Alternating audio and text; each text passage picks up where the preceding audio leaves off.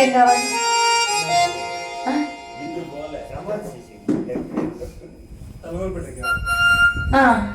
ఇవన్నీ అవసరం కదా. వెంటనే కీచుకుడున్నాడు. మాలిని ఇవ్వెందుకన్నాడు? నీకెందుకు, ఇవన్నీ తీసుకురా, నీకు కొత్త రకమైన ప్రేమ చూపిస్తాను నిందట ఈవిడే. ఈ పోయే కాలం దాపరించిన వాడికి మంచి చెడులు తెలియవట. కీచకుడికి అలా అయింది పరిస్థితి. సరే, ఈమె చెప్పి వెళ్ళిపోయింది. ఎప్పుడెప్పుడు సాయంకాలం అవుతుందా అని క్షణాలు యుగాల్లాగా గడిపాడండి ఈయన. ఎలాగోలాగా సాయంత్రం అయ్యింది. చక్కగా పట్టుబట్టలు ధరించాడు, సుగంధ ద్రవ్యాలను అందుకున్నాడు, నర్తనశాలకు ప్రయాణమయ్యాడండి కీచకుడు. అప్పటికే ద్రౌపదీదేవి ఏం చేసింది? భీమసేనుని తీసుకొని ఒక 100 చీరలను ఒకదానికొకటి ముడేసి కడితే ఒక పక్కకు జాలేదట భీమసేనుడికి. దేవి, ద్రౌపది, చీర అయితే కట్టావు, మరి రైకేది అన్నాడు.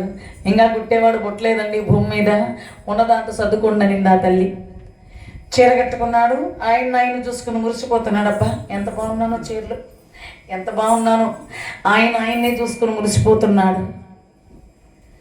ఈ విధంగా ఆ కీచకుడు వచ్చాడు. వస్తూ ఉండే దారిలో సన్యాసులు గంజాయి తాగి తత్వాలు పాడుకుంటున్నారు.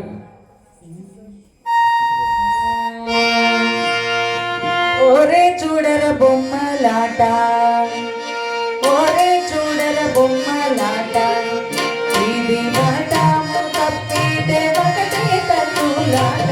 ఓరే చూడర బొమ్మలాట, ఇది మాటము తప్పితే ఒకటే తన్నులాట. ఓరే చూడర బొమ్మలాట.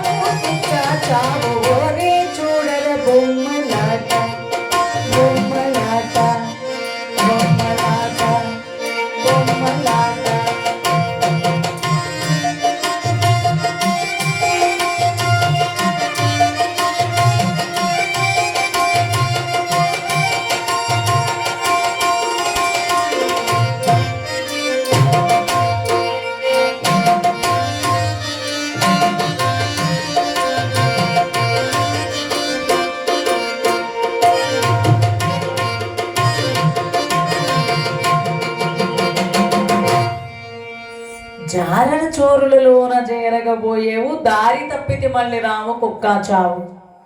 దొంగలు 6 నిన్ను దోచుకునేదారు, సంఘములో నువ్వు చచ్చిపోతామంటున్నారు. 6 దొంగలంటే మానిన ఒకటి, దాని మొగుళ్ళు 5. వీళ్ళు 6 మందేనా? వీళ్ళ కోసమైనా చెబుతున్నారు వీళ్ళు.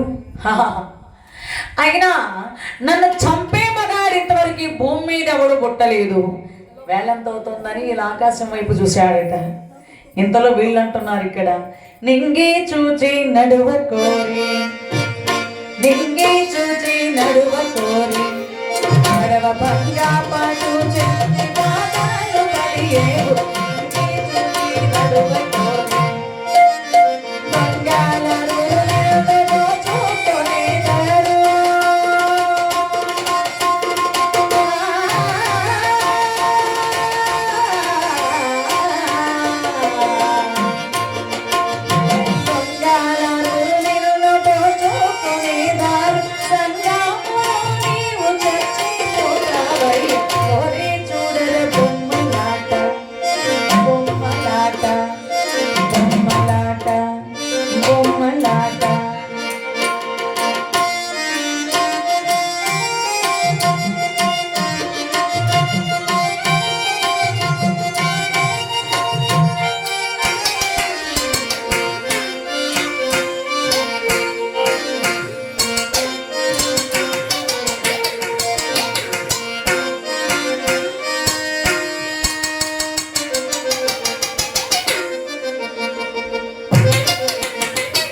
అవును, నేను నింగి చూసి నడిచానని వీళ్ళకి ఎవరు చెప్పారు? నింగి చూసి నడవ కోరి పడవ భంగపాటు చెంది బాధలు పడేవు. వీళ్ళకి ఎవరు చెప్పారు ఇవన్నీ? సన్యాసులు మత్తులో పాడుతున్నారు బుద్ధి లేని వాళ్ళని బయలుదేరి అడిగిన. వినాశకాల విపరీత బుద్ధి, పోయే కాలం దాపరిస్తే మంచి మాటలు చెవులకు ఎక్కవని ఆ మాటలంతా పడిచెవన పెట్టి నర్తనశాలకు చేరుకున్నాడు ఈ కీచకుడు. అప్పటికే ద్రౌపదీదేవి భీమసేనుడు ముందర పెట్టి ఆమె వెనకాల కూర్చుంది. లోపలికి ప్రవేశించాడు. చుమ్మ చీకటి. ఆహా, గాజుల గలగలలో విన్నాడు. మానిని నా కోసం ముందుగానే వచ్చేసిందని సంబరంతో గబగబా వచ్చి భీమసేనుడు అట్లా కౌగిలించుకున్నాడు. కుందరదన, రాకేంద్ర వదన, అరవింద నయన, జగదేక సుందరి, ముందే నువ్వు నా కోసం వచ్చావా? మోసగింతువేమో అనుకుంటే కలరు నాకు పెక్కిండ్రు కామినులు వలచ ఎదురు లంచంబులియగా నెలతనేదు కాల్గోటకిన్ బోలరు నేరనట్టి నిర్భాగ్య దేవతలు. మాలిని, ఈరోజు నా పంట పండింది మాలిని, నా పుణ్యమే పుణ్యం, నీ పొందును కోరి వచ్చాను అంటూ భీమసేనుడు ఇట్లా గట్టిగా కౌగిలించుకున్నాడు. ఆహా, అది భీమసేనుడు శరీరమా? ఎంతలా ఉన్నాడు భీముడు. కీచకుడు ఇట్లా కౌగిలించుకుంటే ఇక్కడికి వచ్చి అయిపోయిందట. ఇదేమిట్రా? అవునులే, ద్రౌపదిని కౌగిలించుకోపోయి స్తంభాన్ని కౌగిలించుకుని ఉంటాననుకున్నాడు. తాగేసున్నాడుగా, మత్తులో ఏం తెలియటం లేదు. భీము మీదగా చెగేశాడు. ఎంత దూరం రుద్దుతూ ఉంటే ఎంత దూరమైనా సాగుతుందంటే ఈ వీపే. ఒక్కసారి ఉలిక్కి పట్టాడు. పొరపాటున గోడ మీద చెయ్యేశానా? అవును, గోడ మీద వేసి ఉంటాననుకున్నాడు. చేతులు పట్టుకున్నాడు. ఒక్కొక్క చెయ్యి ఏనుగు తొండంలాగా ఉందట. అదిరిపడ్డాడు. మా అక్క ఒంటికి గంధం పూసి పూసి ఇలా చేతులు ముద్దుబారిపోయాయి అనుకున్నాడు. మొహం మీద అలా బుక్క నీళ్ళ పట్టుకోగానే మీసాలు ముళ్ళ కచ్చలాగా గుచ్చుకున్నాడు. అనుమానం వచ్చింది. వెంటనే పైకి లేచేశాడు. ఎవరు రానమ్మన్నారు? నీ పాలిటి మృత్యువును రానేనన్నారు. ఓసి మాలిని, నీ భర్త గంధర్వాదముని తీసుకొచ్చావా? రాయి గంధర్వ, నీ చావు వెతుక్కుంటూ వచ్చావా ఇక్కడికి? నువ్వు నీ సంగతి చూసి నిన్ను పరిమార్చేదనంటూ భీమసేనుడు కీచకుడు ఒకరినొకరు తలపడుతున్నారు. ఒకరితో ఒకరు భయంకరమైన పోరు సాగుతోంది. ఆ భయానకమైనటువంటి పోరులో కొండ ఢీకొన్నట్లుగా, మదించిన ఏనుగు పోరాడుతున్నట్లుగా భయానకమైన పోరు సాగుతున్నట్టు ఇరువురి మధ్యలో శతసింహయోధుడైనటువంటి ఆ కీచకుడు, నాగాయుధ బలాక్షుడైనటువంటి భీమసేనుడు ఒకరినొకరు పిడికిళ్లతో కొట్టుకుంటుంటే రక్తశాలంతా కప్పించిపోతుందట పిడికిలి పోట్ల చేత. అయితే భయం, అజ్ఞాతవాసం బయటపడుతుందని భీముడికి, ఆడదాని కోసం ఇన్ని అగచాట్లు పడుతున్నాడని కీచకుడికి అపవాదొస్తుందని ఇద్దరు భయం చేత కిక్కురు మనకుండా యుద్ధం చేస్తున్నారు. భయంకరమైనటువంటి యుద్ధం జరుగుతోంది. ఆ కీచకుడు ఒక్కొక్క పట్టుబడుతుంటే భీమసేనుడు వినిపించుకోలేక అల్లాడిపోతున్నాడట. పట్టు నుంచి శతసింహమైనటువంటి కీచకుడు భీమసేనుడిని బట్టి కొడుతుంటే ఆ భీమసేనుడు కీచకుడిని చావు దెబ్బలు కొడుతున్నాడు. ఆ భీమసేనుడు కొట్టే దెబ్బలకు కీచకుడు భళ్ళ రక్తం కట్టుకుంటున్నాడు. పైకి బట్టి కింద వేసి ఆ కీచకుడి పిడికిలతో కీచకుడు పైకి లేవలేకని సహాయుడైపోతున్నాడు. భీమసేనుడు కొట్టినటువంటి దెబ్బలకు ఆ కీచకుడు ఒళ్ళంతా నుచ్చునుచ్చైపోయింది. ఆ భీమసేనుడు కొడుతున్న దెబ్బలకు కీచకుడికి ఆశ్చర్యం కలిగింది. వీడు గంధర్వుడు కాడు. గంధర్వుడు అయినా నన్ను ఇలా కొట్టడానికి అసంభవం. నన్ను ఇలా చావు దెబ్బ కొడుతున్నాడంటే వీడు భీముడా? ఆ మాలిని ద్రౌపదియా? దాని భర్తలైన 5 గంధర్వులు మండవులా? ఓరా, ఎంత మోసపోయానే ద్రౌపది. అసలు సత్యాన్ని గ్రహించలేకపోయాను. వెంటనే అనుకున్నాడు, రాయ్ గంధర్వాదమును అనుకున్నావునుగా నేను. నీవు గంధర్వుడివి కావు, నువ్వు భీమన్నాడట. రెండో పూత బయటికి రానివ్వకుండా పిడికిలి చేత మనం గట్టిగా ఒక గుద్దుకున్నాడు భీమసేనుడు. గుండెలు పగిలి రక్తం గక్కుకుంటూ గిలగిలా తల్లుకుంటున్న ప్రాణాలు వదిలేశాడు. నెట్టేశాడు ఆ కీచకుడు. శ్రీమద్రమారమణ గోవింద ఆంజనేయ వరద గోవింద ప్రహ్లాద వరద గోవింద. ఎట్టకేలకు కీచకుడు మరణించాడు. ఆ కీచకుడు పొట్ట చీల్చి తలా కాళ్ళు చేతులు పొట్టలో కమర్చి ఒక గుండ్రటి బత్తి ఆకారంలో తయారు చేసి అటక మీదకి నెట్టేశాడండి ఈ శవాన్ని. ఎందుకంటే అజ్ఞాతవాసం మరి కొద్ది రోజులు ఉన్నాయి. ఈ అజ్ఞాతవాసం గుట్టు రట్టు కాకుండా ఉండాలంటే వీడి చావు వార్త బయటికి రాకూడదు అని ఆ శవాన్ని అలా అటక మీదకి దోసి భీముడు వంటగదికి ద్రౌపదీదేవి అంతఃపురాన్ని చేరుకున్నారు.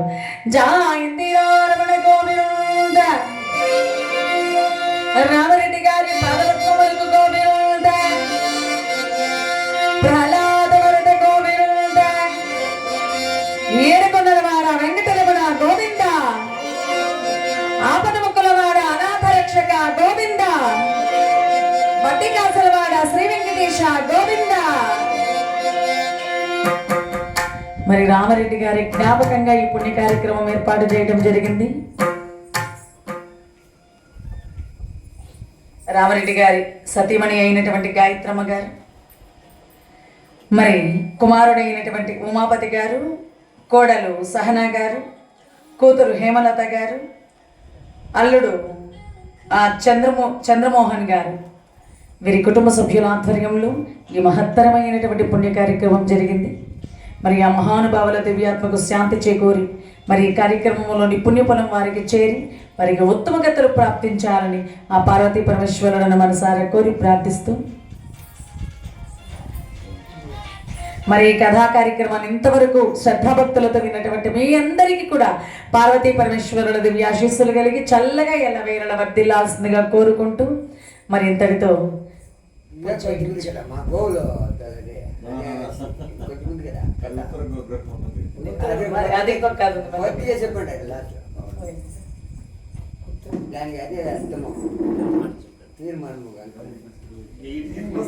ఇక కీచకుడి మరణ వార్త ఆ నోట ఈ నోట పడి దుర్యోధనుడి చెవిలో పడింది. కీచకుడిని మరి చంపాడంటే అతడు భీముడే తప్ప అన్యులకు సాధ్యం కాదని పాండవులను ఎలాగైనా బయటికి రప్పించాలని సుశర్మతో కొంత సైన్యాన్ని ఇచ్చి దక్షిణ దుర్గ్రహణం జయించాడు. సుశర్మను జయించడానికి విరాటరాజు గారు భయపడుతుంటే ధర్మరాజు గారు వెన్నుతట్టి ధైర్యం చెప్పి ధర్మరాజ భీమ నకుల సహదేవులు సమస్తమైన సైన్యం రాజుగారికి తోడుగా వెళ్ళారు.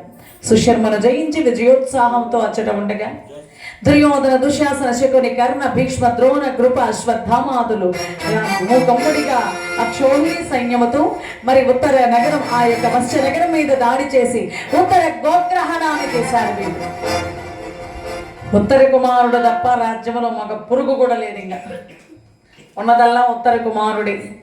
భలే సమయం వచ్చింది. ఈ సమయంలో కౌరవులందరినీ ముప్పు తిప్పలు పెట్టి 3 చెరువుల నీళ్లు తాగిస్తాను, వాళ్ళ తలకాయలు తాటికాయల వలె తరిగేస్తాను, వాళ్ళ తలకాయలు తెచ్చి గుమ్మానికి తోరణాలు కడతాను.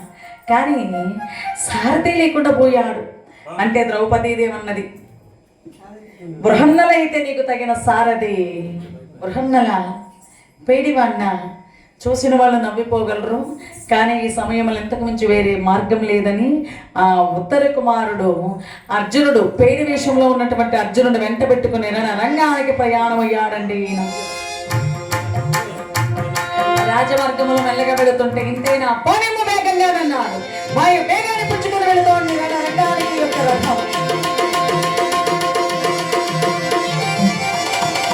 ఆ వాయు వేగానికి గజగజ గజగజ ఒడిగిపోయాడు ఉత్తర కుమారుడు. ఆపో బృహన్నలా, ఆపో. ఏం రాకుమారా భయపడ్డావా అన్నాడు. అబ్బే భయం నా రక్తంలోనే లేదు, భయం అనే మాట నాకెందుకు గుర్తు చేస్తావు? ఉత్తరం జారిపోయిందయ్యా, దాన్ని ఎత్తుకుందామని ఆపమన్నాను, నేనేం భయపడ్డాను అనుకున్నావా?